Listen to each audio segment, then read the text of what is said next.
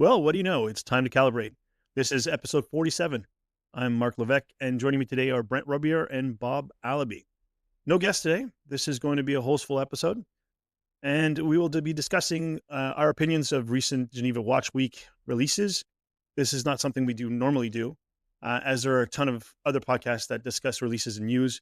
But I have some hot takes, and I think people like that when I fly off the handle. So that's what we're going to do today. And towards the end, we'll also talk about our journey to Vancouver Timepiece Show happening this coming weekend. So stay tuned through the show and make sure you catch that part. So how are you guys doing? Brent, you've recovered from your trip to Geneva yet? Yeah, like I was just saying before the show started, I think that yesterday was the first day that I woke up without jet lag. So that felt great, and I was just thinking about it after I said that I'm about 2 days away from getting jet lag in the opposite direction to Vancouver. So yeah, I'm, as you guys know, I think I mentioned it last year too, is that after a lot of flying, I get a sense of vertigo. Like it's almost as though there's an inner ear thing going on. So for the last couple of days, I could just be standing, doing something very banal and all of a sudden feel like I'm going to tip over or something like that. So make sure somebody catches me in Vancouver, right? Yeah, for sure. For sure. And what's that, like a 10-hour swing, like 7 hours one way and then another 3 hours Yeah, backwards? exactly. Yeah. Now you have an excuse if we have one too many of our rotation of beer and bourbon. That's right. That's our go-to after the shows, Brent and I. Yeah. It's not the booze. It's the Yeah, it's the that's flying. it. That's it. Yeah, I promise I can hold my alcohol. It's this vertigo. All right, so let's get started with the wrist checks, guys. Bob, what's on your wrist? Today I've been wearing this watch quite a bit, actually. I don't know if you guys have had any experience with Sheffield watches. Mm-hmm. Yeah, they're like awesome. I saw them for the first time. They're out there all over the place on social media, but I met the owner and saw them in DC for the first time, and I was just blown away by the watches at the price point. I think almost everything's under $300 US. The watch is the Diver 1A. It's kind of a skin diver. Yep. And yeah, it was my lawn mowing watch today, actually. First lawn mowing of the year. What the hell? You guys are mowing lawns? Snow just finished melting here. Really? Yeah. Yeah, those Sheffield watches are really something, actually. We had, I think, more than half a dozen in here. And so I farmed a few out to some of our writers for reviews. But before that, I took a photography of all of them. I'm really impressed. I can't believe the price point on them. The quartz ones are really nice, but he's even got some beautiful automatics. In fact, I have that same one, Bob, here in the studio right now. Yeah, this one's the automatic, and he sent up that 24-hour one with the split dial with the black, half silver. I don't know if you got that one. That's nice. really cool too. Yeah, man. I there's not a lot of companies that you can get a good watch at that price right now. Plus, and the bonus, the owner's like a really awesome guy too. So Jay's fantastic, and you know what? He's also very transparent about where the watch is produced, etc. There's no trying to hide it with whatever. Sometimes you hear Swiss made, and you know that's maybe 60% if you cobble things together. But like he's very honest about where they come from. So it's a great brand and a great guy behind it for sure. Very cool. Brent, what do you got on? Well, I actually, after the last week and a half or so of being in Neuchâtel in Geneva, I decided to go with comfort food today. I put the Breitling Aerospace back on wrist. That's kind of like my everyday, my beater, as you want to call it. And so I got to plant some trees a little bit later this afternoon, and I was rounding up stuff here earlier for chores and that sort of thing. So yeah, that's what I got on, and it feels kind of good to have something like that back after you've just been in that heady atmosphere of these astronomically priced watches. Yeah, no kidding. Mm. So 2 weeks ago, I was at a Facebook meetup, Facebook watch meetup, and it was at Atelier Lou. It's this little watch shop on Sherbrooke in Montreal, in DG area. And they had, all their counters are full of watches and so forth. And they have a used section. And we were chatting. I brought all the isotopes there too to show everyone, and it was quite a few people, maybe 100 people, maybe at the group. It was pretty good. Same people, Bob, that you attended at the Christmas event. Oh yeah, but it's one of the two groups. This is the other one, but a lot of the same people. And yeah, that's a good crowd. Yeah, in the counter was a bronze Eterna Contiki with their Calibre 3900 or 39 movement inside. And it's a watch I've always admired online. I've seen pictures a million times. I've never actually seen one in person, right? And this thing had some really nice patina on it. And so I asked to see it, and it kind of bugged me for days afterwards. And last Friday, I went back to talk about Isotope potentially being an AD there at Atelier Lou. And they carry Nevada Gretchen, Vulcane, Yema, the PRX stuff, not PRX, prospects, Seiko prospect stuff. So it'd be a good place for Isotope to be. And I asked to see it again, and we talked, and we made a deal, and I picked it up. So that's what I've got on wrist. It's the green dial, green bezel. I washed off the patina. It was actually a lot easier than I thought it was going to be to remove most of the patina, so that whatever grows on it will be mine. And not What did somebody you else's. do? Like the lemon juice thing, or? No, I did salt and vinegar. Salt and vinegar. No, Yep, no, I've no used that dunking, before no too. salt, no, just a toothbrush, salt, vinegar, and just lightly rubbed, and it just came off like instantly. Yeah. I actually really love that colorway of bronze next to green. That's a Yeah, beautiful color. agreed. And Aaron Bespoke is going to make me a strap to go along with it. So it's probably going to be some gray kudo leather, olive green backing, and some green stitching. It's going to look pretty cool. I can't wait to get that Awesome. strap. You know me, I'm not a strap guy. I'm having a hard time wearing it on this strap, even though it's really, really broken in. So it's curved properly, but it's worn really well. And I don't know, it just doesn't sit right on my wrist. I'm going to have a hard time with that. I just love the watch. Holding it in hand and the feeling of the bronze and the way the case is curved. And it's a big watch. It's a 44 millimeter watch, which is large. It's got a long lug to lug, but it fits my wrist nice. And what I really like, and I took a picture of it today, put it on Instagram, the movement fits the case. I see what you mean. Yeah. Like it's a 30 millimeter movement. You know, when you have a 44 millimeter watch, if this was an ETA 2824, it'd look like a tiny porthole in the middle of the watch. But this is, a big, robust, solid movement. I read an article on Hodinkee about it. It uses the same escapement and escapement lever, as well as a couple other parts that are identical to the ETA 2824.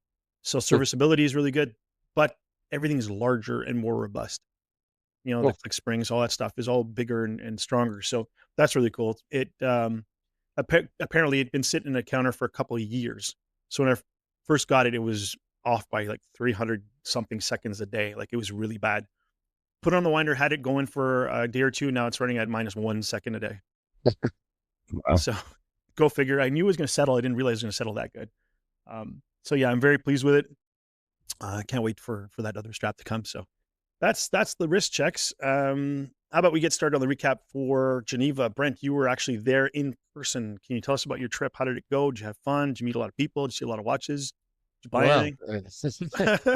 Yeah, all of the above except buy, although I came really, really close. So I'll mention that a little bit later. But honestly, one of the coolest parts was that we went a little bit early, as you guys know, and we went to Neuchâtel.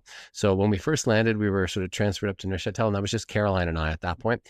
And we went to Rado's sort of celebration of Masters of Materials, the 40th re-release of the 40th anniversary re-release of the Rado Antigrau. So that was a wonderful event. Like it was far more a production than I assumed it was going to be. We did go for another tour of the Commodore high-tech ceramic plant, which we had done actually the year previous, but this time they had some experiential things there, like some ability to actually get behind the scenes, and they, for example, they had a Captain Cook, this high-tech ceramic Captain Cook, and they would put it on a little stand, and you could knock it off with this huge pipe that would go at 5 Gs, and it would just send it flying like a golf ball into a wall. And then you would look at it afterwards, not a scratch. The shock system hasn't disturbed the time whatsoever. So it was kind of fun that way. And then we had a really big meal and a celebration and some surprise guests and all that kind of thing. So it was a blast. And then we had a little bit of a calm in the storm because there were 2 days in between that and sort of the onset of Watches and Wonders and Time to Watches and all the Geneva shows. So when we transferred to Geneva, Caroline took the flight home, and Matthias came and joined me. And basically, for the rest of the week, it was non-stop action. I think between us, we probably had 45 meetings over 4 days. So And like, just to understand, like Pal Expo is so enormous that it takes you about 8 minutes on a really brisk walk, not stopping to say hello or grab a coffee, from the entrance point to the very, very far end. So, you got a motor to make it that fast. And my first appointment started at the very end with Oris, and then just went down that first day till about 7:15 at night. So started at 9 in the morning and then 7:15. And then that was like that every single day, whether it was a mix of me going sometimes to Time to Watches, sometimes to Chronopolis, but each day was always at Pal Expo for a certain period of time. It was great. Saw all kinds of wonderful people. Saw Mike from This Watch, That Watch, had a great conversation with him. Saw Ariel Adams, chatted with him at a dinner, and saw all kinds of people that we've had on this show. So that was really interesting. And of course, met up with Chaussee. I was mentioning to you earlier, Mark. We had a nice meal there. Vincent from Mainspring Watch, and then we were with Theo from Micro Mill Spec. We had dinner with him one night, and of course, Jason Hutton from the Timepiece Show ended up staying in the apartment that I had taken, and so we were together an awful lot of the time as well. It was a blast. It was just it was an exhausting blast, but you're sort of like in it with adrenaline. And then I would stay up late at night, and the other two are in the room are snoring away, and I'm working on articles that were going to be published that day or that evening. But totally worth the journey. It was fantastic for sure. How much coffee did you drink? Here's the funny thing, right? Prior to that, I had sort of given up on caffeinated coffee. So I I'm drinking decaf in the morning, but it's really difficult to get decaf in Europe. So everywhere I went, I was so hyper caffeinated, that I was shaking by the end of the day. Sure, you coffee almost every one of those meetings, and it's not just any coffee; it's an espresso or a cappuccino. That's right. That's right. You sit down. Can I get you something sparkling? Can I get you a coffee, espresso, double espresso, sugar? Yeah, here's some chocolate. That's all you need: coffee and sugar. As you were saying, you don't drink caffeinated coffee. Both Bob and I took a swig of our coffees. Yeah, and there were a lot of chocolates in those gift bags too, I'll tell you. Yeah, for sure. No, it was great. Best watches of the Geneva Watch Week. What do you think, guys? Bob, what's one of your standout best watch? I actually picked a couple of different ones. The one that I kind of like, there's a bunch of the watch companies leaning into the whole space thing right now. I wonder why. I think it's kind of a good timing. Obviously, there's space tourism is starting to become a thing, and there's wealthy people that'll want a nice space watch on their wrist for it. But I did like the IWC, the Pilot Venture, with the way the mechanism worked with the bezel and the toggle kind of on the side. I thought that was really neat. I like the look of that one too. Like I could see wearing that. But 28 grand, and that's another trend other than space tourism. 28 grand US. The prices are like crazy this year.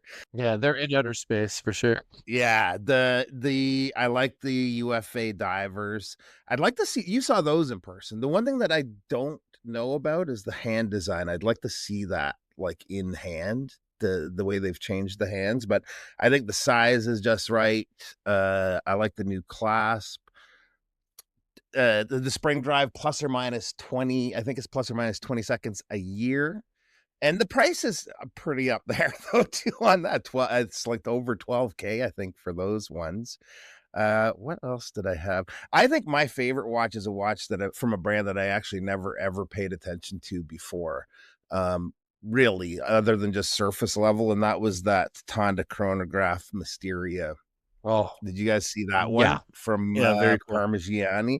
Just the way, I just saw a few clips of that, and the way the hands sort of tuck in when the chronograph isn't in use. It's not really my style of watch, and it's even, I think, more expensive than the two that we just talked about in the 40s. Oh yeah, close to 50,000, but that's just an amazing like feat of work. Like that's a complete piece of artwork to me. Like I love that. I agree. Yeah, that was really cool.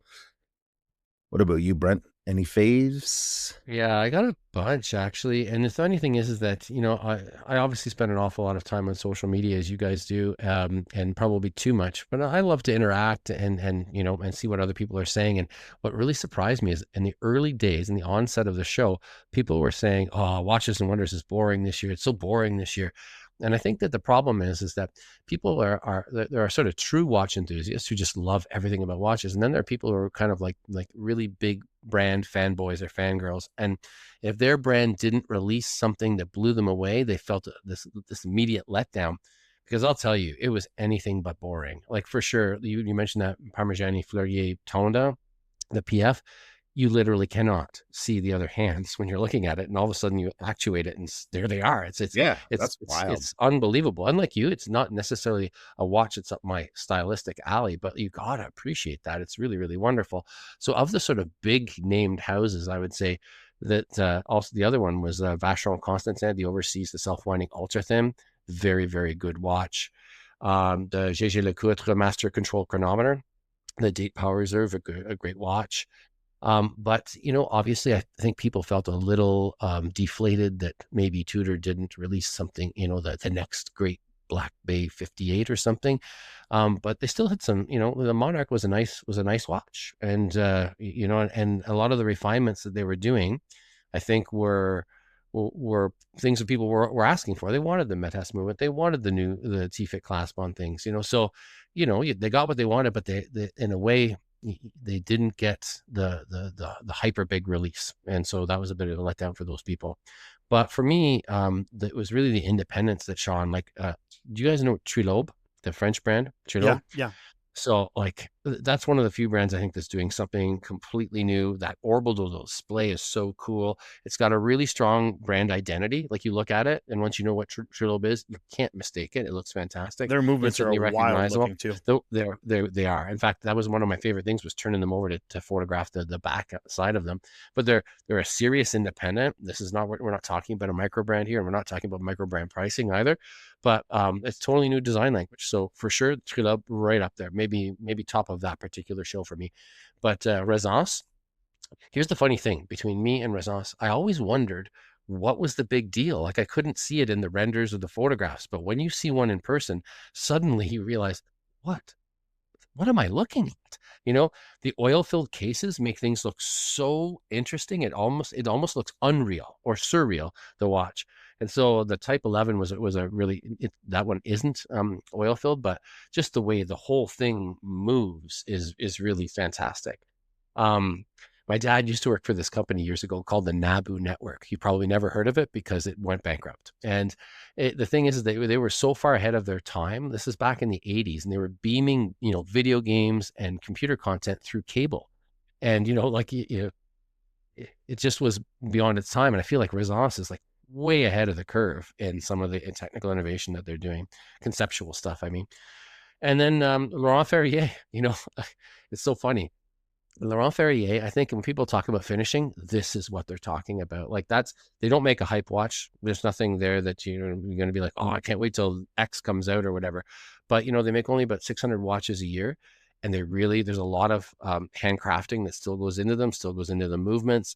And, it kind of strikes me as it's still one of those places that's really, really good at finishing and classical watchmaking. So I really loved the taking a look at their stuff, especially what do they call it? The Sport Traveler, I think it is. It's a really nice watch. Arm & Strom. This is like a little brand that honestly, if AP had released their mirrored force resonance, it would probably be like all over the place. Everybody would be talking about it. And yet Arm & Strom remains kind of like a secret handshake. And then Péguinet from France. Their Calibre Royale is amazing to look at, but more than that, it's amazing construction because any module that you put on it, it's not stacked anymore. So it's like everything is done, and it doesn't increase the thickness of things, and the watches themselves are really, really beautiful. So yeah, for me, it was like at Watches and Wonders in particular, those would be kind of my favorites. For sure. The independence really blew me away. And so when people say, hey, that was boring, I think you need to look a little deeper. You need to just maybe go to the fringe a little bit. And there's so much exciting stuff going on. You got to know where to look, though. What about you, Mark? Yeah, you mentioned Renaissance and the royal filled cases. I remember when I had my Zin UX Mhm. with the oil filled case. What surprised me most is it feels like everything is pressed up against the glass, including the hands, Yeah. and you're able to read that watch at angles that you should not be able to read it at, Mhm. which is really, really wild. So combine that with the discs and the way that Resonance watches move fluidly, Mhm. uh, pun intended. That's got to be phenomenal. I've only seen videos. I've only seen, hands-on stuff. Never seen it in person. I'd love to see those watches in person. And then in the Piguet, the construction of their movements. Incidentally, while I was reading about my new watch, the Eterna Caliber 39, it's built the same way. That's why the watch movement is so big, because there are empty spaces in the movement to add a GMT, add a chronograph, add a triple date. So that's the same with Piguet. So that way, when you do that, the movement doesn't increase in thickness, and you're able to keep things manageable, as opposed to at a 2894, which has the chrono module on top, and then the movements are super thick. And then if you look at it sideways, the pushers are higher than the crown on the side of the Yes. case, Mhm. and you also get that weird when you hit the chronograph to start it, the minute hand jumps a little bit. Mhm. It resets itself later on. It's just annoying to see the other hands move when you start. But anyways, that's just a nitpick. Um, my favorites of the show, I have to say that the Grand Seiko Yufa Ushio 300-meter divers, I had to read that carefully, Yeah. and 41 millimeters, and they're super titanium and all that stuff. They're gorgeous, absolutely gorgeous. I love the new hands. Mhm. They're, typical, distinct Grand Seiko styling. I think it's phenomenal. I'm worried a little bit about the clasp. Now, when they came out with the clasp last year on their regular, three-handed watch, it looked compact and nice. On this dive one, because they added an extension and the link that's close to the clasp on the 6 o'clock doesn't seem to articulate. So the overall length of that clasp looks very long. It is long. It is long. And unfortunately, of course, you can't resize it to fit yourself. So even though I had it on wrist, it had a drape underneath my wrist. So I couldn't really tell how it felt underneath. Yeah, But it is an absolutely stunning dive watch. Like I'm sure really it's nice. gorgeous. My issue with that though is the price. I had the same issue with their Series 900 or whatever it's called Mhm. diver they came up with a couple years ago. The pricings are ridiculous. Now, consider this. This new one is $300 less than the other one. The other one's slightly larger. It's 44 instead of 41, so 3 millimeters. I get it. A lot of people too big. But that other one has a movement that has a 5-day power reserve. Also accurate 20 seconds a year and all that happy stuff. So a $300 difference. So basically this one has less material, has a movement that is slightly inferior, and is only $300 less. Like they're pricing themselves in a category that's like I can't personally justify $12,000 for that kind of a dive watch. I love it. I absolutely love it, and I'm hoping. Mm. And you are seeing those other ones at around $7,000 to $8,000 now pre-owned. So I'm thinking in a couple of years those ones are going to be in that range, hopefully, and then that to me is reasonable for that incredible watch. That's my take on those. I absolutely love them. One of my favorite of the show. My second one is the new Vacheron Constantin Overseas Dual Time. Yeah. They made an Everest version a few years ago, that was extremely limited, and it was about $10,000 less expensive. Same watch, and it was stunning, beautiful. Again, this is a watch I will never own. I never aspire to own. I will never be in that world where I can afford these unobtainium watches. Sweet. But I appreciate that they've gone and made this a regular production watch. It's beautiful and it's very functional. And I just think it's a spectacular watch. And if ever I do win the lottery or I don't know, inherit billions of dollars, I will bet I'll get one. Probably the white one. It's absolutely stunning. So those are my two that I stand out for me as best watches. Others are equal good. As far as is the show being boring, I think that people expect a lot from a few brands, That's right. and I'll get to that a little later on.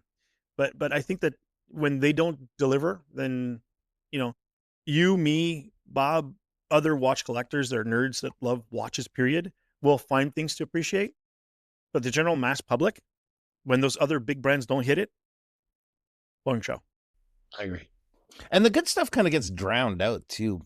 Yes, by the people that are absolutely. naysaying the big brands like Absolutely. that. Absolutely. But, unfortunately, you look at like 2,400 journalists there, right? And you wonder how many are really doing any kind of, and I use this in air quotes, hard journalism about watches, because some of them are there just to build their own brand. Like so they're gonna do those snappy one-liners, those hot takes. And that's going to cloud the people who listen to them. That's going to cloud their judgment of the show because they're not on the show floor. They don't see what everybody else is seeing. So that's an unfortunate part of this proliferation of watch media in some respect, because, if you want to be heard above the din yourself, then you've got to say something that's slightly controversial. So you figure out what that is. And maybe that's, hey, the show is boring, or, Yep. or you slag Tudor for something, or, and that gets you that extra hit, that extra little bump. That's unfortunate too. Yeah. So, guys, worst of the show.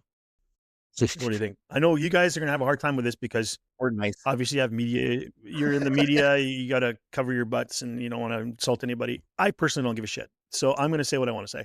So Brent, go for it. What do you think? What's the worst? Okay.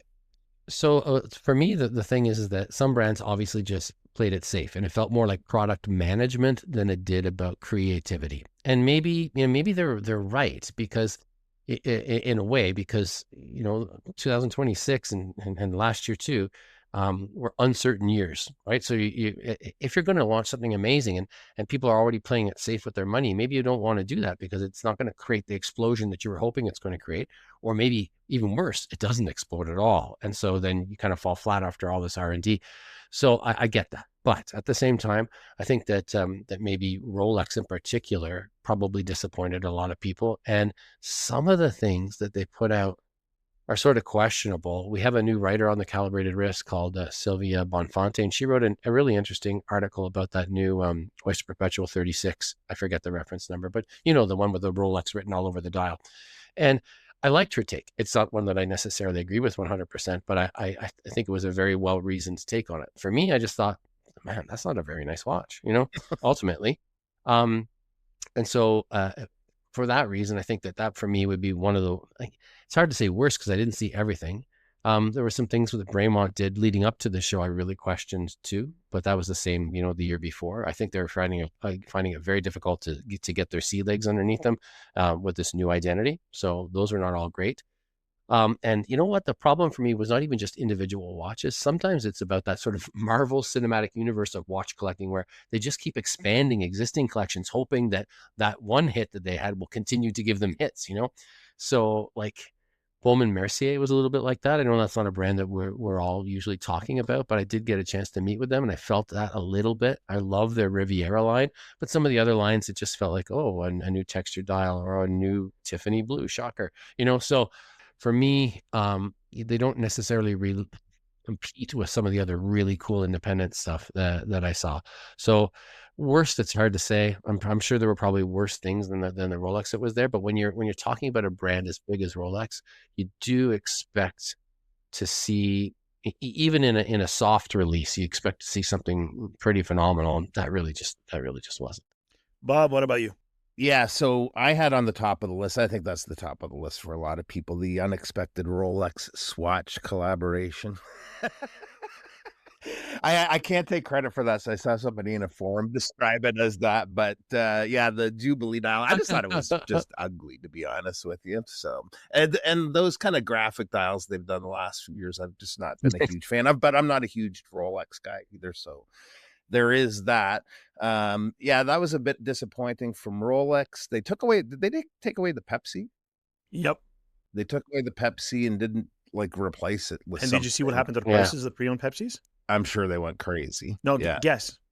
I don't know. I actually didn't look. So they were trading in around the 18 to 22,000 range, right?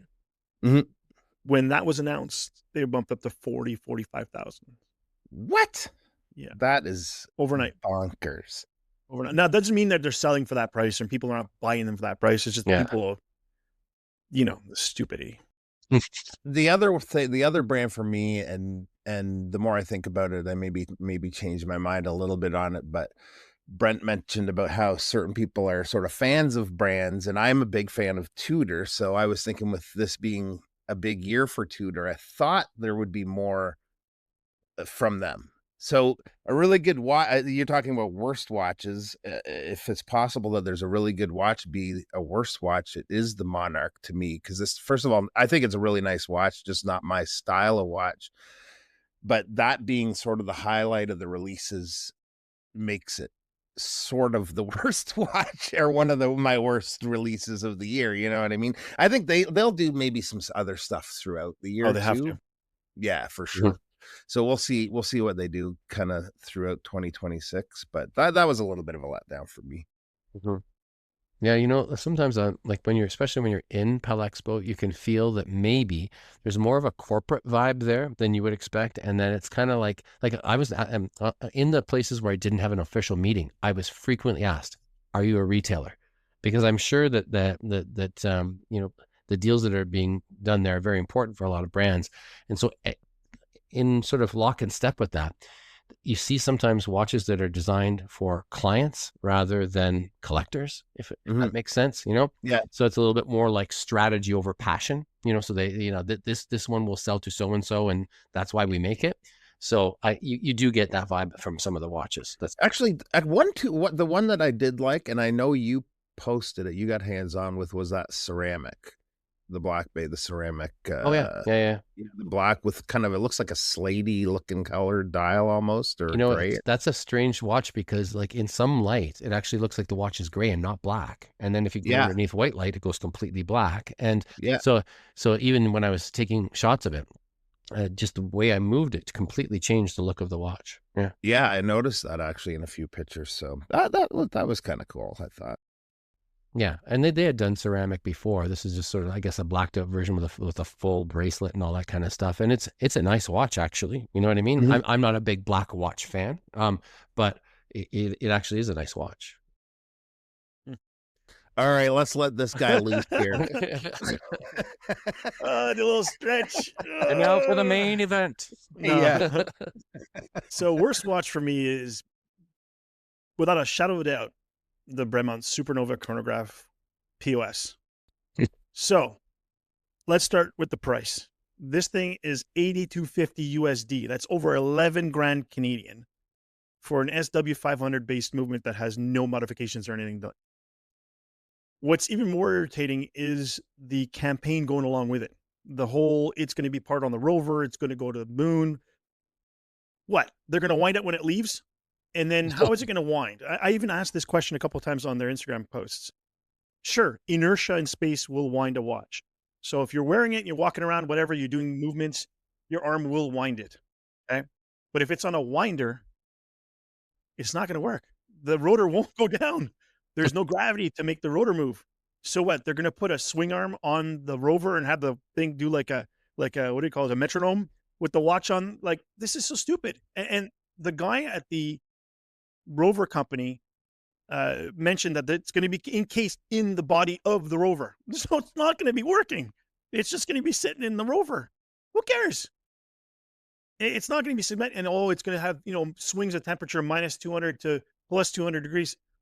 So what? If the watch is not moving and you can't test its accuracy in space, like say Fortis did, they sent those things up on a balloon wound. It has 70 hours power reserve. It spent probably all that time in the 0G or whatever, in the cold, in the sun, and they tracked with cameras the precision of the watches, had those things fall back down to earth, and then tested them again once they got there, and they were all fine, right? And then they put them in rockets, had them go in the rockets, shaking and moving and all that stuff as they were wound, and then they came back down. Anyways, long story short, I just think their marketing is absolute garbage.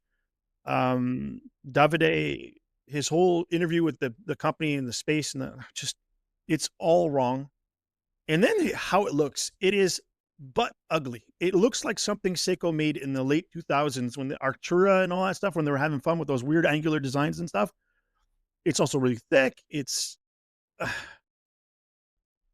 very sad, because that's a brand that, when it was first founded by those two guys, it had such a distinct language to the design, and now you're not really sure what's going to come next, because there's no cohesion across the lines, So it's really unfortunate.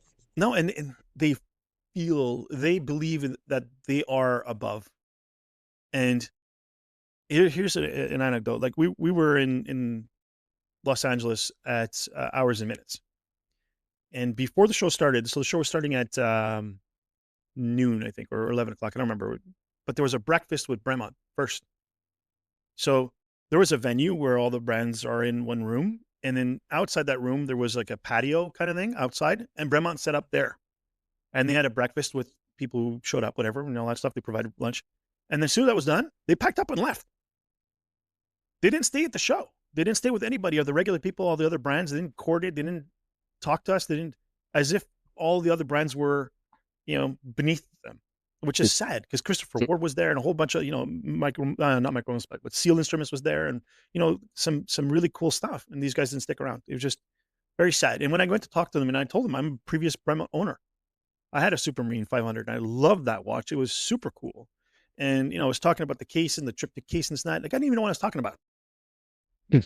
I'm sad. Like, I love the MB2 and all the things they used to do with the parachutes, the ejection seats and all that stuff.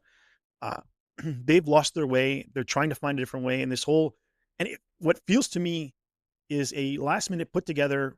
Hey, they went to space. It was successful. Let's get a watch out there and make sure that everybody knows we're going to space. That's what it feels like.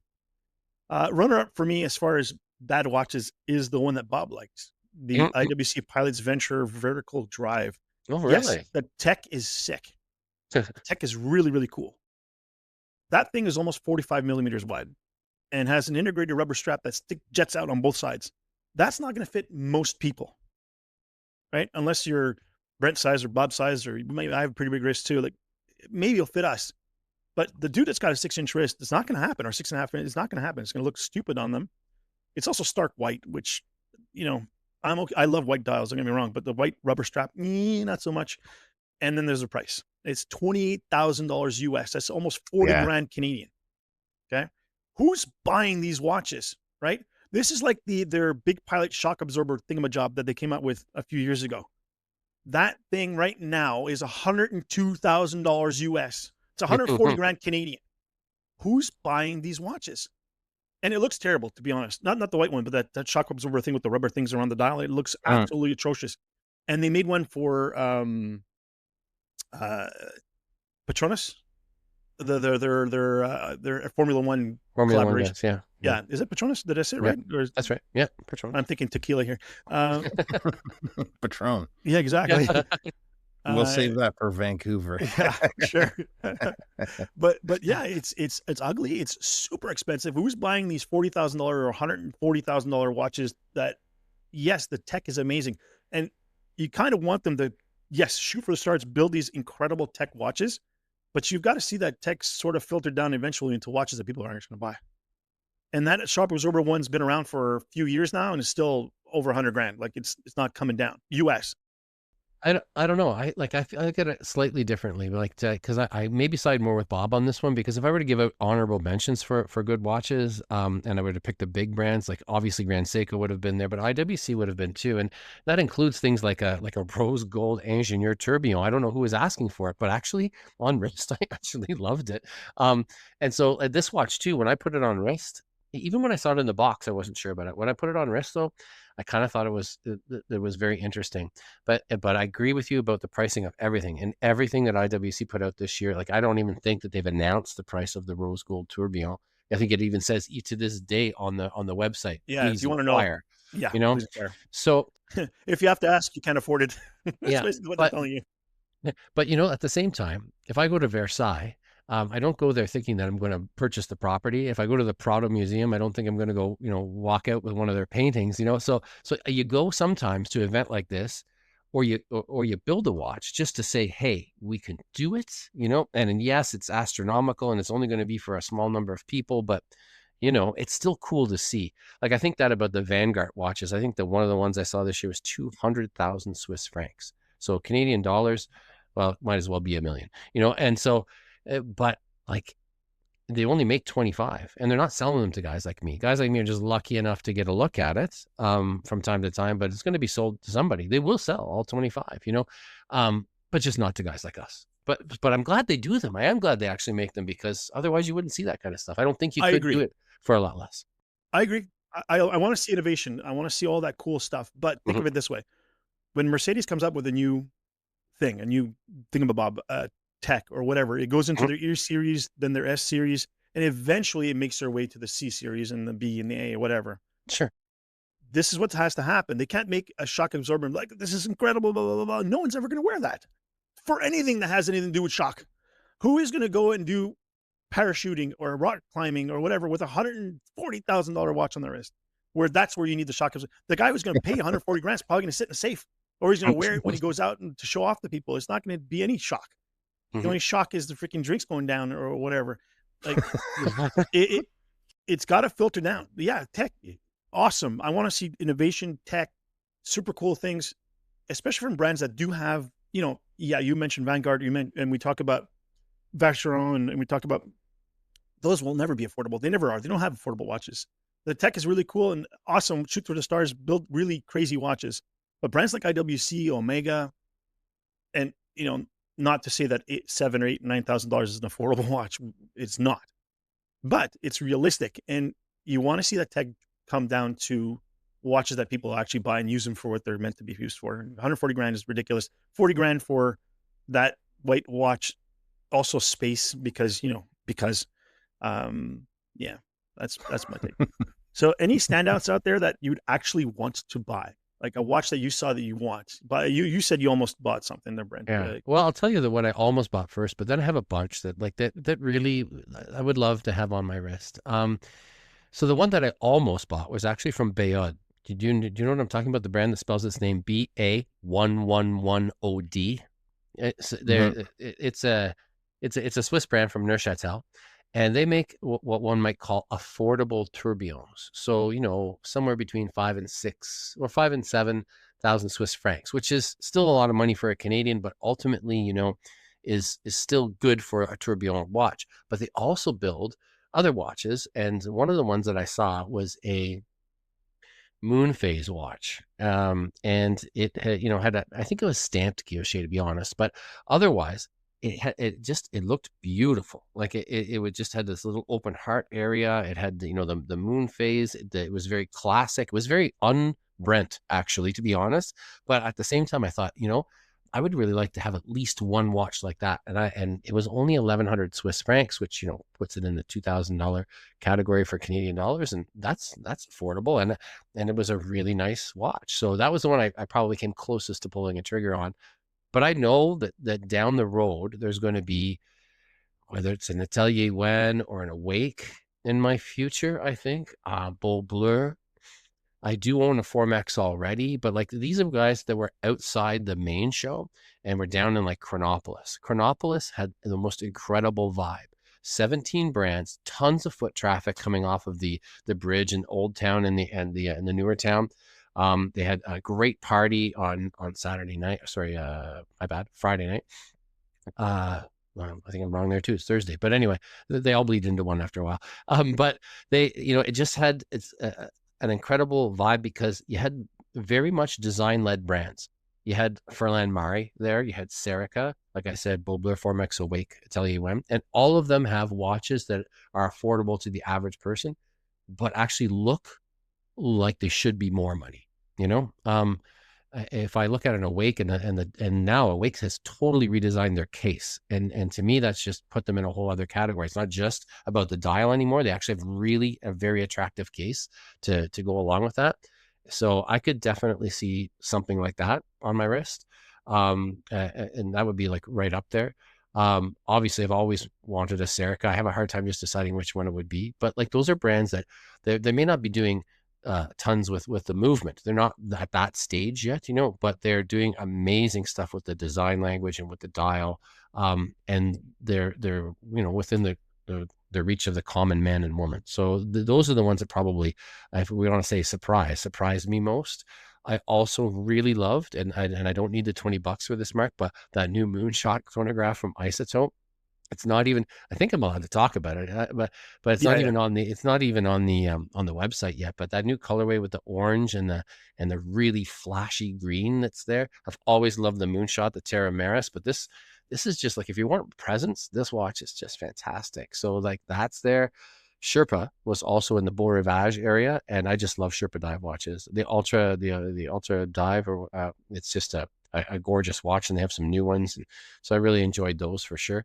So like out of the ones that just kind of like were surprises, like it's more like there's, even though you're in that heady space of those crazy price watches, there are still watches out there that are competitive and still attainable. You know, you still can feel like you have a beautiful watch on your wrist and like you say, it's tough to call maybe $3,000 or $4,000 affordable these days, but that's the truth. To an enthusiast, that's an affordable price, and it's an attainable price.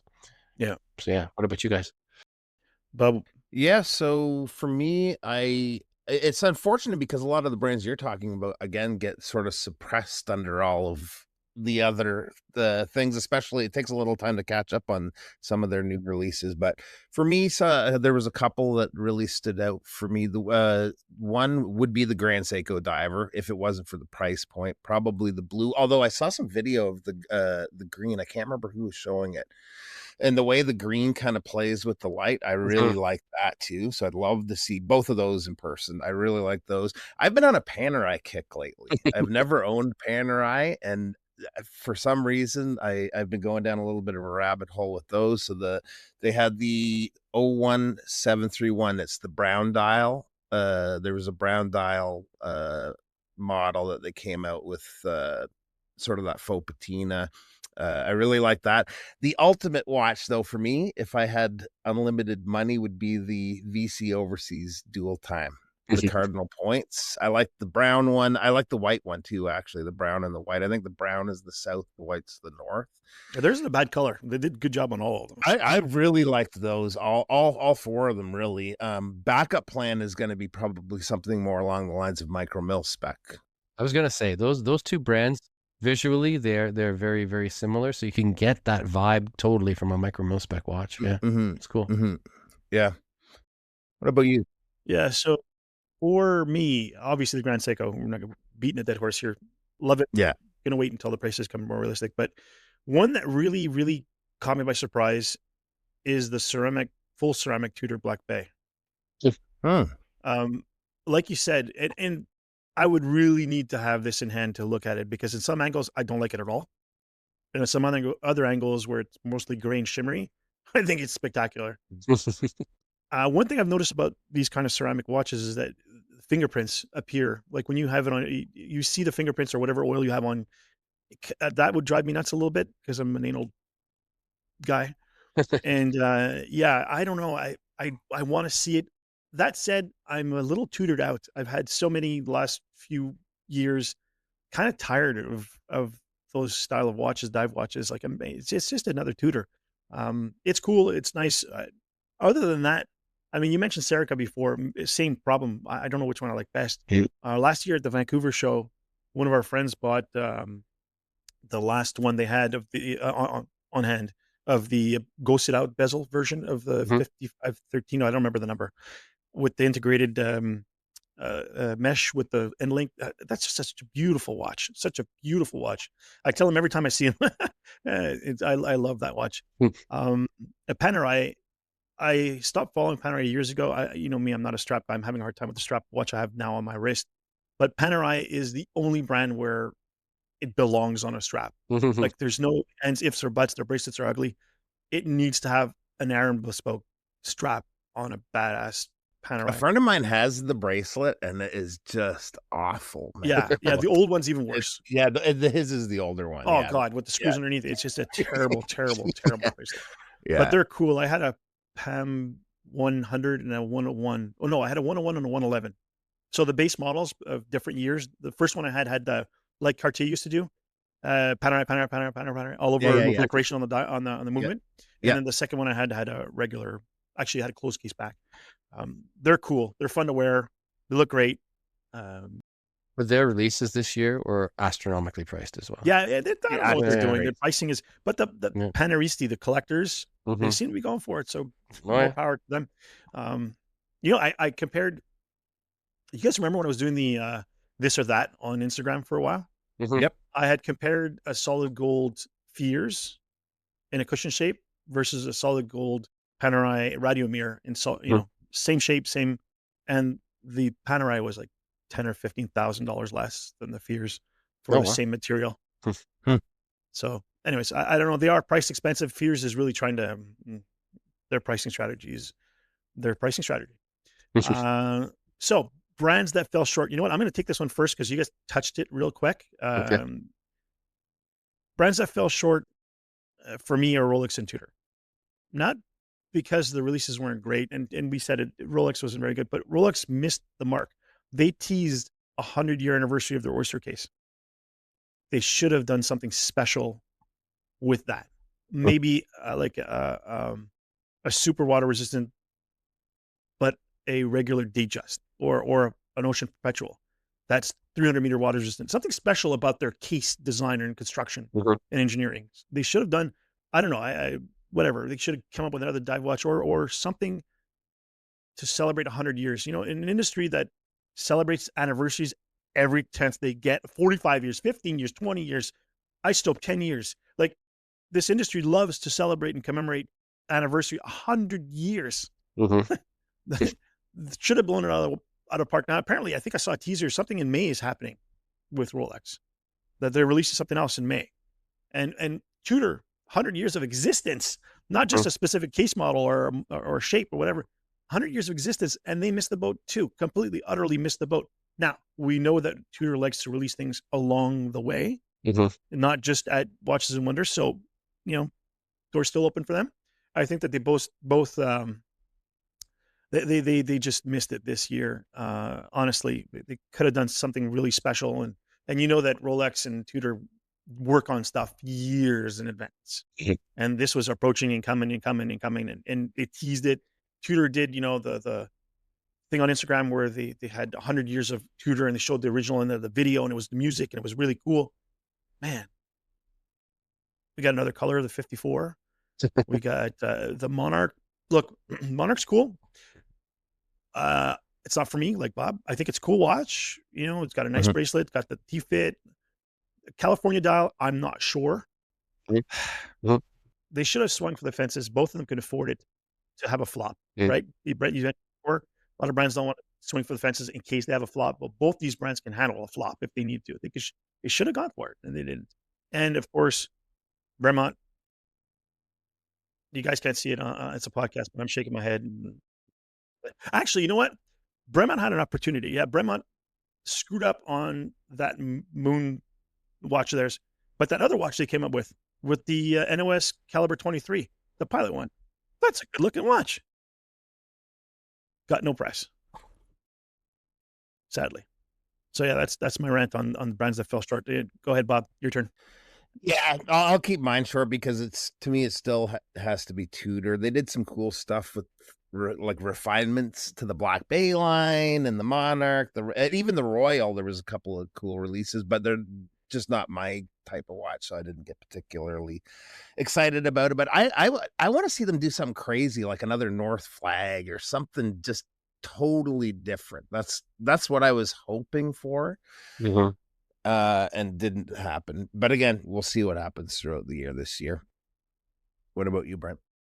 Yeah. Okay. That's a tough one for me, actually, who really, really missed it, because I don't feel as strongly about the Tudor miss as you guys do. I feel a little bit like what Mark floated a second ago, is that they still may come up with something, a month down the road or over the summer or something, where they're going to have a huge experiential thing where they're going to bring journalists out to do diving or something, and release something, and maybe that might have been the better play, in terms of, like, nothing else will be happening. And so it won't necessarily get squeezed out by any other big releases. So I could see that there. Yeah. Yeah. Yeah. And so look, I'm sure that a lot of the big Tudor fans are hoping for that. So I still hold out for that as a possibility. Um, so in terms of, like, brands that really, really missed it, like, I have to side with Mark on Bremont, but I'm not even sure that's just a this year thing. I think it's like, they're really floundering, as a brand, and they've lost, I think, any kind of continuity with their previous customers. So they're really going to have to build a whole new fan base. And Bremont, they have an enormous facility. They had an enormous, also booth at Watches and Wonders. So all this has to be paid for, so there's sooner or later they're gonna have to sell some serious number of watches. So yeah, I guess I'll side with the Bremont. Even when I went to British Watchmakers, they not the last one, the time before, they had a huge booth in the corner, and it was like dead zone over there compared to like very small, like mom and pop brands. You know what I mean? Like, yeah. So yeah, and in the UK, some work to do. their revenue declaration, and so forth. It's not like in Canada and the US; it's all public. And Jose did some digging, and it looks like they're bleeding money. No, I can't imagine. Yeah. So I don't know how they're going to get that back. So, brands that knocked it out of the park, not a model, brand as a whole that knocked it out of the park this year for you. Brent, you want to go first? Yeah, but I'm gonna cheat on this one because I'm not gonna use a brand that I saw in Watches and Wonders, if that's okay with everybody. Yeah, it's Geneva Watch Week. I call this, so it's fantastic. not just Watches and Wonders. Okay, it's everything around it. So I'm gonna go. I'm gonna list a few, but I'm gonna start with the one that I think kills it the most, and it's Felipe Pekulik. You guys might know this one from like Cinziani Yordaka did some drawings of their stuff before the watch was even created. So like she, like conceptual drawings that she did, and they're beautiful, and they're in the last issue of the Calibrated Wrists. So some of those drawings. So this was my first experience actually seeing the brand, and it is the brand's first appearance in Geneva during that week because they're from Germany, Berlin, I guess, and honestly, if I had to pick a best in show, like the best watch that I saw the entire time, it would be their Moon Phase 2. It's amazing. It's got like black polishing, frosted finishing. It's got a 3D rendering of the moon that's in there, and you don't even see it at first because there's so much cool stuff going on, and then you realize it's even the southern hemisphere of the moon because Pekulik was born in Brazil, so it's kind of like a nod to his heritage there. And either side of that watch, you could wear it either way and feel like this is an amazing piece that's on my wrist. So I really think what they're doing, especially because now they've made the move from an artisanal altering of movements like the Unitas and stuff like that to an actual in-house movement maker in this Moon Phase 2. It's just gorgeous. The mix of metal colors and everything, it feels great on wrist. I think that even Mateus, that was probably his choice for the entire time we were there as well. So that was really cool. Two others that I just want to give honorable mention to, maybe three actually. Pragma, who I continue to love as a brand, did some really beautiful stuff. GOS with their Damascene dials and things like that. And yeah, they're outstanding. Like they're really fantastic. Yeah, they're going to be at the Hype Show in October in New York. Yeah. Wait to see them in person. And you know what? He's so proud about having won the Timepiece World Award. He actually had a picture of himself holding it at the booth at Time to Watches. It was great. Oh, that's cool. That's very cool. Yeah, and then the other one I think that is going to be a rising star is watch out for Didier Cavassino. Okay, the brand is eponymous. It's Cavassino is the name of the brand, and at the moment he's making tourbillon watches. I would say like this guy's going places. He worked at Bulgari. He worked 10 years at Rolex. He is so meticulous and so technical and at the same time so passionate about everything and so modest. I really think and really hope that we'll see a lot from him in the future. So those would be the ones that knocked it out of the park for me. For me, I found this really tough because there were so many brands that had like a cool release or two cool releases. You know what I mean? But like as far as like, wow, the whole like the ones that I liked, I think probably the most brand wide. I liked what Panerai did. I like those forged titanium cases that they made. Those are really cool. The that submersible Navy SEALs where you got to go and do the Navy SEALs like experience thing, like way out of my price range by a mile. But I liked what Panerai was doing. And IWC had some cool stuff with the Loon Perpetual calendar. That I like that green ceramic engineer too with the gold accents. Yeah, I would say too. For me, like the type of for what I kind of look for in watches, for the bigger brands, those would be my two. I wouldn't say quite knocked it out of the park would be the word, but I liked what they came out with this year. Yeah, for me, and I'm glad you guys didn't mention it. For me, the brand that knocked it like out of the park, kicked major ass off the bat, Universal Genève. Oh yeah, okay. Now, I wasn't in agreement when George Kern said they're going to price them above Breitling, and Breitlings are already overpriced. But you know what? They came out with not just one line or two lines, but entire brands worth of lines all at the same time. And they're not all for me, and they're not all for anyone. But God, you got to admit that some impressive stuff.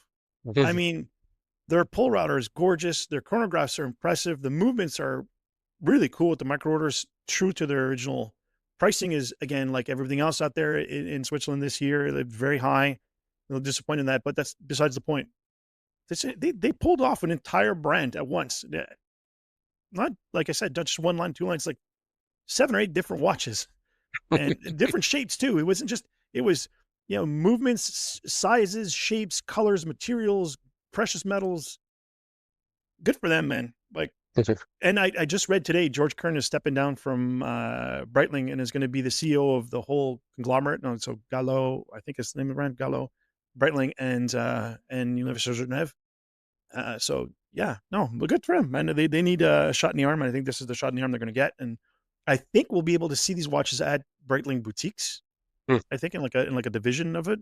So Royal Mount, and at the Royal Mount store that we have in Montreal, that it's a big boutique. So there's lots of space to carve out a Université de Genève section. I can't wait to see them. I mean, good for them. Right on. Really, really presently impressed. So, in your opinion, who covered the events best? And you're not allowed to say Calibrate. Who covered it best in your opinion? Like, if going on Instagram or who I watch. So I like this last few weeks I've been doing a renovation. So I kind of had to pick a couple of sources of information. Brent is number one for me. I told you not allowed to use Brent's place. $20. I'm know. cashing in off both these guys now. You know what? I should mention Calibrate risk more often and recover by $20. Yeah. But who I watched, I really enjoyed, and I hadn't watched a lot of his stuff until we had him on, but I missed the episode with Mike from This Watch, That Watch. I really kind of did a deep dive and went through a lot of his videos since he came on, but he just has a good sense of humor and a way of doing it. And I find myself agreeing with his opinions on a lot of stuff. Me too. You know what I mean? Like, and the other thing with him, a really smart level-headed dude. Yeah, and he doesn't feel salesy, and he had a whole joke about who had the best chocolate at the thing, and doing taste testing. I don't know if you caught any of his. Yeah, caught that. Yeah. So I really enjoyed him. He was my favorite, outside of the calibrated wrist, of course. Yeah, I actually have to agree. I really do like Mike's stuff, and I assume that there's going to be more that comes out because he's very studied in what he does. So I'm assuming he'll have some more takes on these things too moving forward. So yeah, I would have to agree with that. But I have to admit that I think Hodinkee did a really fantastic job. Like a really fantastic job. Everything they were doing, they were doing video, they were doing articles. They didn't have a lot of original photography in those early articles. And in fairness, they do, they have a big staff and they can handle all those press releases. I remember waking up on Tuesday morning in Geneva and looking at my inbox and thinking, what the hell? Because once you're on that Watches and Wonders press list, like it was just all unread emails, like just as far as I could scroll. So, they do have the manpower, the woman power to handle that, but they did it really well. I thought they were excellent. I did run into James Stacey when we were there, and Tantan and Troy and Barmore, and they were doing a fantastic job. So I'm going to say probably, this time it really was Hodinkee. And I don't know if has a lot to do with James being in the role now, but I just felt that it was a little bit more authentic this time around with what they were doing. I agree. For me, one of the things I like best about the coverage was the bazillion wrist shots we got from this guy, Caliber 321 on Instagram. I don't know if you guys know that guy, but the amount of wrist shots, it's like click, click, click, click, click, click, click, click, click, click. It was but I think Hodinkee really killed it this year. I have a feeling it's because Ben is back in writing mode, back into fully immerse himself in the watches. And with James Stacey at the helm of the editorial, like you said, on Tuesday morning, I woke up and I had like 40 articles that came out. They pre-wrote a lot of stuff, and then they did their own opinion things. They did podcasts live with different people, and Yeah, I thought it was fantastic. I think he nailed it. It was very impressive, and it'd been a long time since they did something that thorough and Yeah. exhaustive.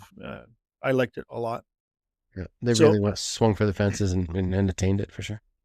any unexpected surprises over the week of the Geneva Watch Week? I've got one really out of left field. Well, you go ahead then, because I can't really think right now. But like, what are you looking at? Okay, so tell you what, Zenith. Okay. Okay.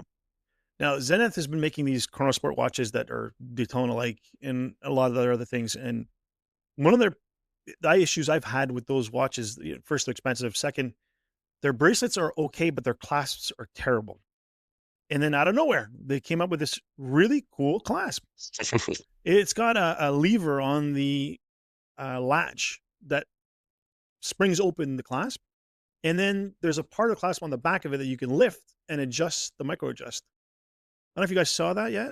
I didn't actually. I haven't seen that. Actually. So that really, to me, now completes those watches. I mean, if they can bring that along to their other models, then you're really, because they're in the market of competing against Rolex, competing against Omega and IWC, who have all of them phenomenal clasps, incredible construction, and these little details for me. I like little details, and this is what was missing from IWC, because a lot of the clasps are just clamshell, regular, flip over, just boring, shouldn't be on a $15,000 watch. But now they have something that's really cool, and I encourage everyone to go take a look. I don't remember where I saw the animation for it. So much coverage over the last few days. Yeah. But that was my surprise. I didn't see that coming, and good for them. Good. The one for me, and I was still occasionally getting the odd April Fool's Day post in my feed. And people are coming up with these crazy releases that aren't real. And the one that I saw, and I'm thinking, this has gotta be an April Fool's joke, was the Mosier Reebok pump. Oh, and then I was like, wait, same here. This is I thought it was some April Fool's. I totally thought that was an April Fool's. I thought that was a really cool release. Like, you'd have to have, like, again, mega dinero for it. But I was looking at some of the specs on that, like one push of that pump, which is actually aluminum, it's not like a rubber thing, is 1 hour of power reserve every push. However the mechanism works inside, I'm not 100%. Oh, it's probably a gear counter gear. So just instead of winding, you push it, it's threaded and it makes something turn. You know what I mean? Yeah, something like that, I'm sure. But I thought that was kind of fun, and definitely the most surprising release, at least. And hey, you get a pair of shoes when you buy the watch. Do you actually? I didn't know that. Yeah, you do. Oh, I did not know that. Okay. I'm gonna have to start saving up $40,000, I think, for that one. Yeah, exactly. $40,000 pair of shoes. Okay, so I think that for me, then it would be the Monaco Evergraph, the Tag Heuer Monaco Evergraph. I was not anticipating, like, maybe a reworking of the Monaco makes sense, you know what I mean? But I didn't know they would go this one step further.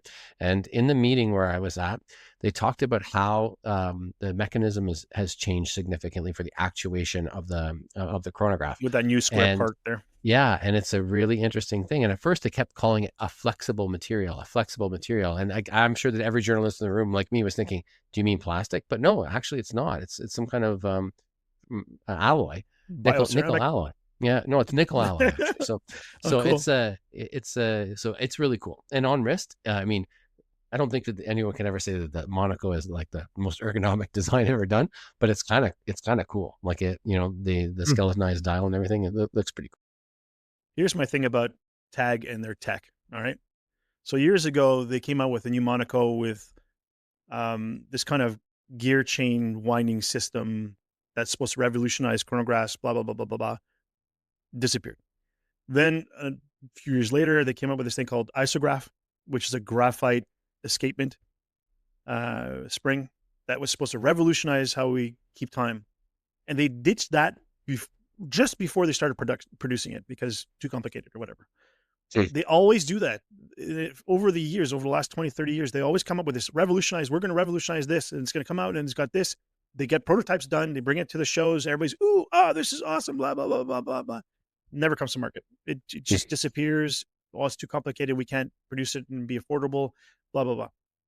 Let's see what happens. Now, I've said that. management changed like 6 times in the last 4 years at TAG. Who knows? Maybe there's this time it's for real. Mhm. I'm skeptical, so I'll have to see it to believe it, or believe it when I see it, or see it when I believe it. Whatever. So, question for Brent: was it worth the travel and expenses to go to Geneva, these events, and it looks exhausting, to be honest. Yeah, I mean, I guess you got to be transparent about things too. Is that most journalists at a certain stage, anyway, not all journalists, but most journalists at a certain stage, brands will help offset your travel costs. And for me, it was actually a brand that wasn't at any of the shows, so that's always helpful for sure. But we also brought a bigger team this year. We brought Mateus along, and we were going to actually bring Tyler Frederick along, and that just fell through at the last instant because of stuff on his end. But you know, the hotel was on us. The meals are on us this time around. And so it is, nonetheless, for a small business like ours, it's pretty expensive. But I would say if you're going to be in watch media, this is the place you have to be each year, or you have to have some kind of presence. It doesn't have to be me. Maybe, down the road, some other people will go in my stead. But You send Bob. Me and Mark. There you go. There, you and Mark. But we've even looked into and have a couple of new writers in Europe too. So like that would just save us an awful lot, of course, in airfare and stuff like that down the road. But really, if we're just going to be honest, if you want to make it in the watch media space, you have to be there. You have to have the live picks. You have to have the hands-on, because that's the only thing that makes coming to your website worthwhile. Everybody, including Hodinkee, can publish the brand artwork, and so until you've got the live pics up there, that's what makes it, so you can skip over AI and go to that because you want to see what does it really look like on this guy's wrist. And so to do that, you got to be there. So yeah, absolutely, it's worth it, especially at this early stage where we're still in full growth mode, because there's a lot of brands that that they're curious about us and we're curious about them. So those meetings are really, really important to have face to face, so that they can see you. Yeah, you're a real person. You're a decent guy. You're authentic, and you're worth working with. So yeah, that's, for me, absolutely at this stage imperative that we be there. And Bob, what about you? Would you consider going to Geneva to do some content? Walkthroughs. James Stacy did a vlog. I think it's 2017.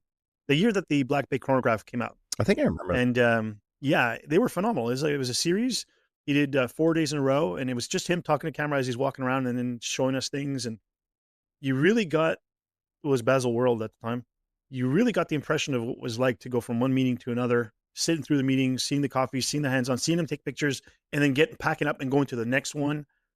He took us on the release for the Black Bay chronograph. It was on a boat that was docked at the pier there, and he walked up to the boat, walked in, saw the people and the watches. Is it something you could do? You'd want to do? I would love to, man. Like I usually do like a vlog style, kind of casual-ish. Yeah, well, your vacation stuff. Yeah, and I've done it at a few, most of the Canadian shows. I did one for DC. It's a lot of fun. That's my favorite type of content to create. So I would definitely do that. I love to do that in combination with some other stuff, like types of content. And I think I'm going to be going to Geneva actually in is it the fall? September? Yeah, September. Watch days there. Geneva Watch Days this year, which would be my first trip. So we'll see. Yeah. Looking forward to that. Yeah, it should be fun. So let's change some gears here. BC, right around the corner. How long are you guys staying?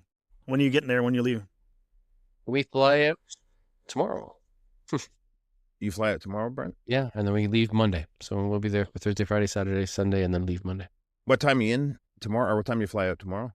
Well, we fly out from Ottawa at 8:50. I think we arrive 11:20 or something like that, BC time. So we should be there. Like this time we're going to skip the Ubering into town and take that train, because that's only 30-some minutes, and the Uber could be an hour and a half, 2 hours. So it's also $3 versus $85. Yeah, Uber. Exactly. So we're going to do that, and so we should be on the North Shore, 1, 2 in the afternoon. I'll be your welcoming. Excellent. I have an Excellent. early flight tomorrow morning. My flight leaves, I think, at like 7:20, and I get there around 9-ish or something like that, Yeah, Vancouver. that's the craziness about the time Yeah. difference. Yeah, and then I'm there till Monday too. I think mid-after or early afternoon, around 1.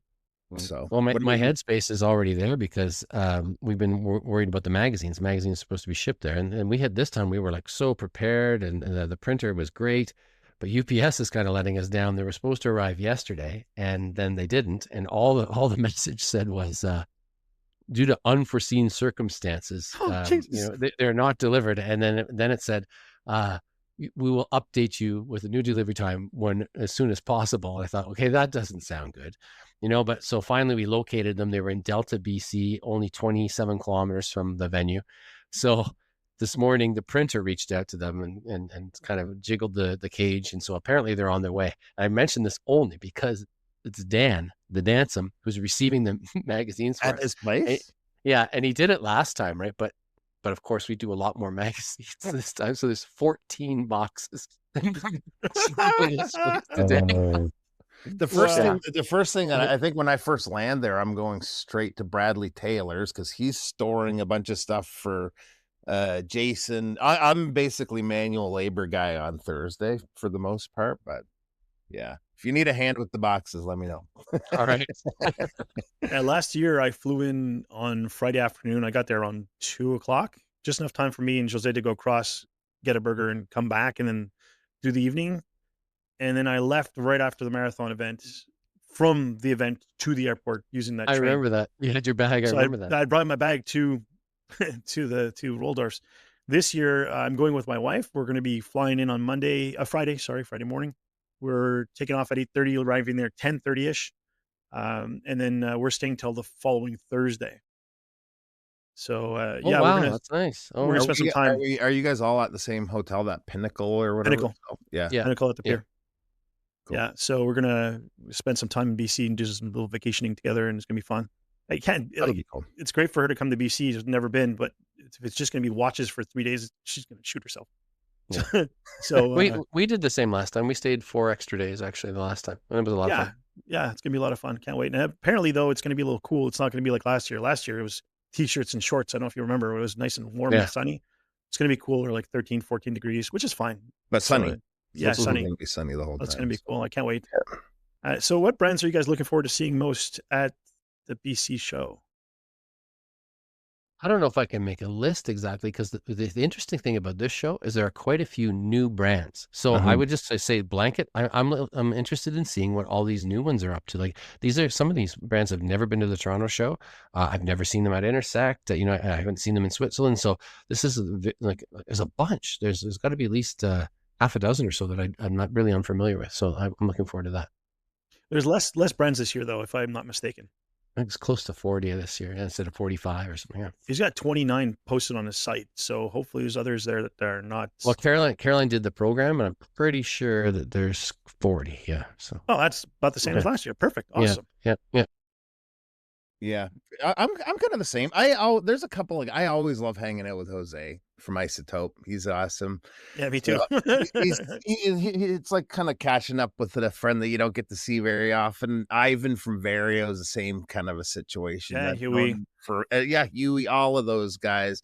I've gotten to know Kirk a little bit better. He's sort of working with Huey on some stuff, so hanging out with him some. The one disappointment I just found out today that Gio isn't going to be at the show.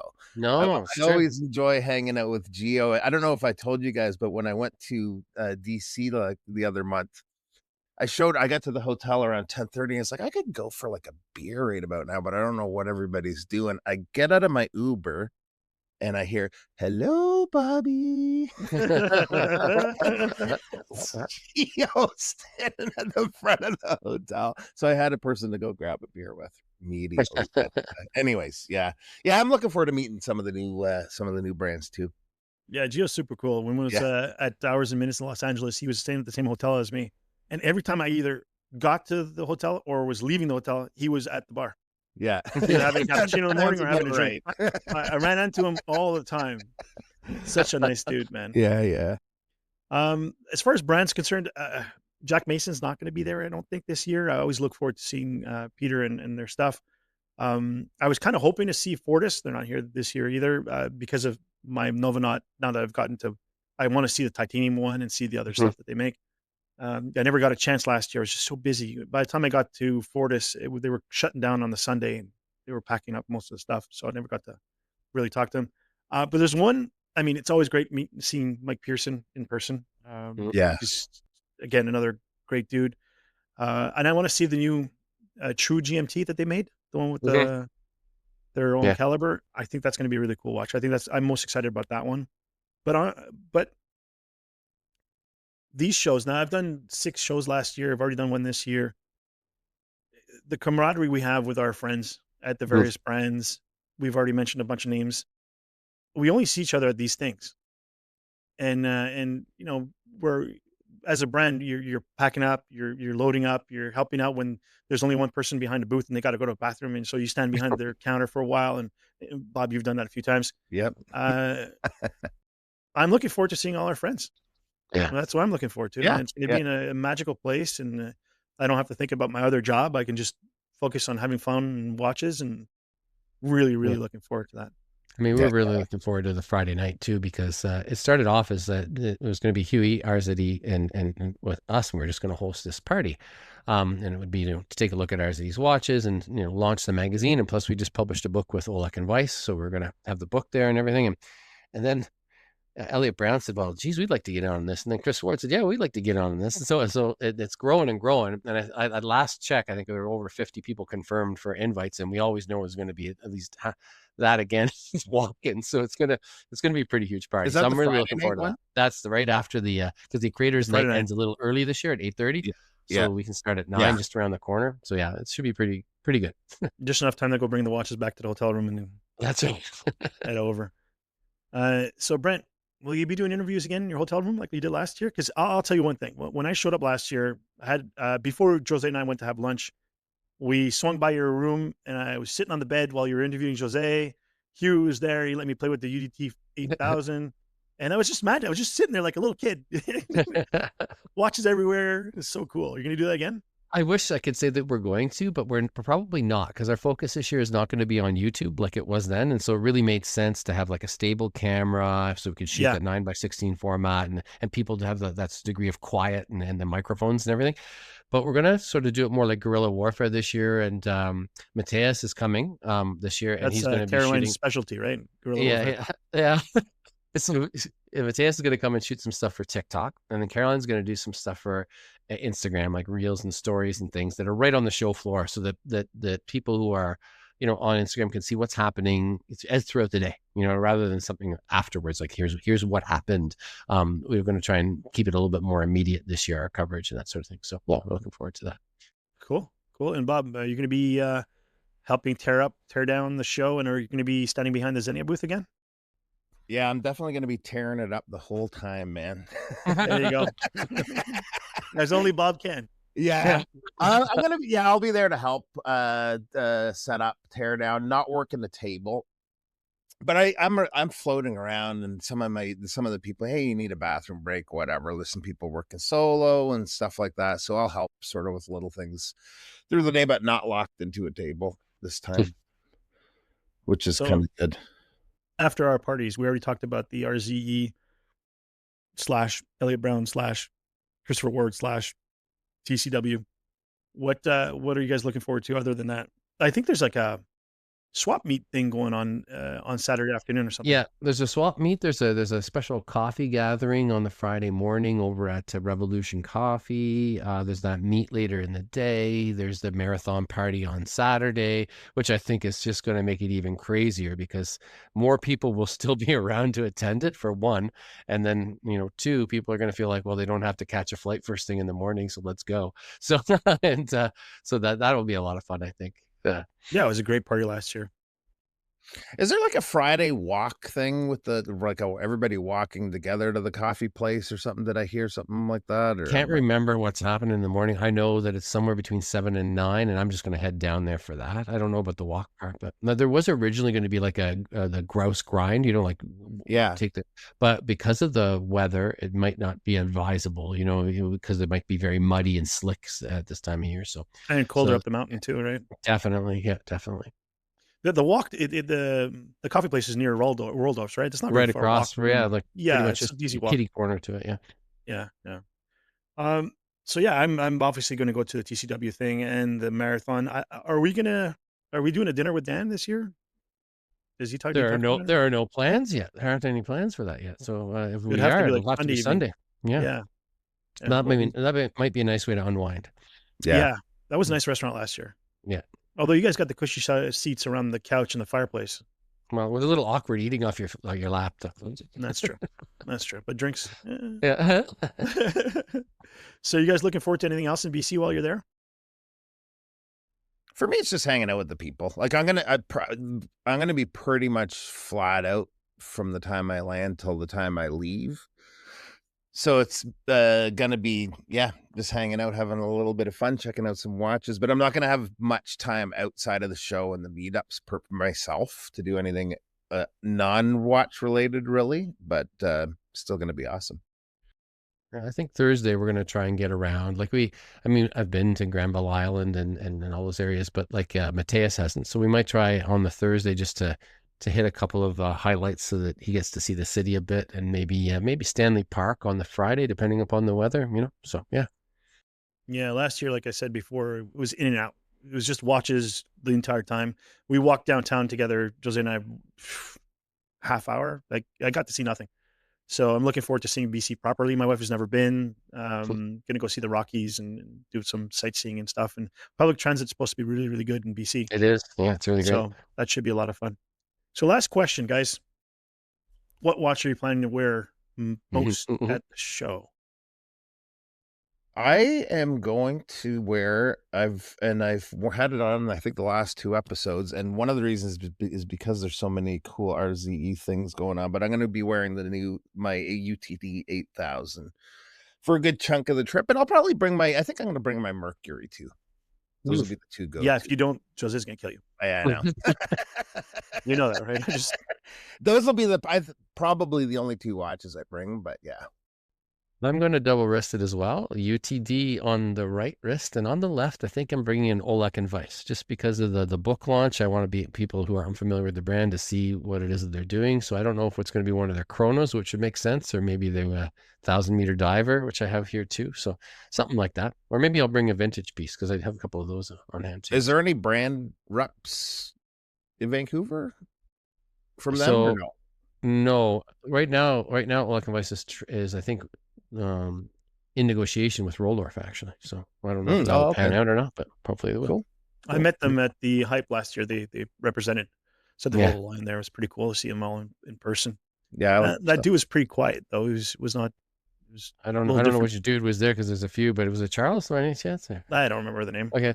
He introduced himself, barely spoke to him. Yeah. Hopefully this year they come again and I'll get to talk to them some more. I'm obviously going to be working for Isotopes, so I'll be wearing the Moonshot Terramaris that I wear all the time. I love that watch. I don't know what else I'm going to bring. I'm torn. Either the new one, my Eterna, or the Nova Knot, which I absolutely love. But I'm thinking my Grand Seiko because then I can use the GMT function properly. I don't know. I don't know yet. All 4. Yeah, no, because I have to bring back. The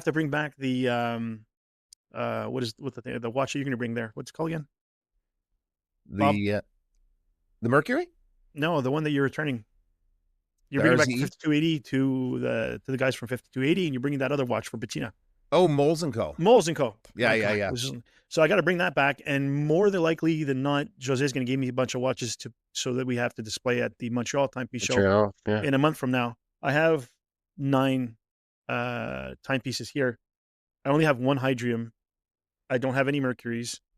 I don't have the new OVNI. We have production models. Don't have any of those. I could show the prototype.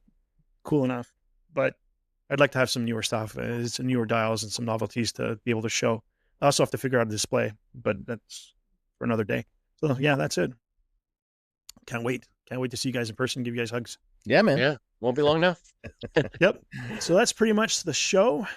We'd like to thank everybody who's listening for tuning in. And please, if you see us in Vancouver, come find us. We've got some stickers for you. The Time to Calibrate podcast is out every 2 weeks and can be found everywhere you download podcasts. If you'd like to get a hold of us, our email is timetocalibrate@gmail.com, and you can DM us on Instagram at timetocalibrate. If you like the show, please recommend it to a friend. We'd sure appreciate it. See you in BC. T2C out.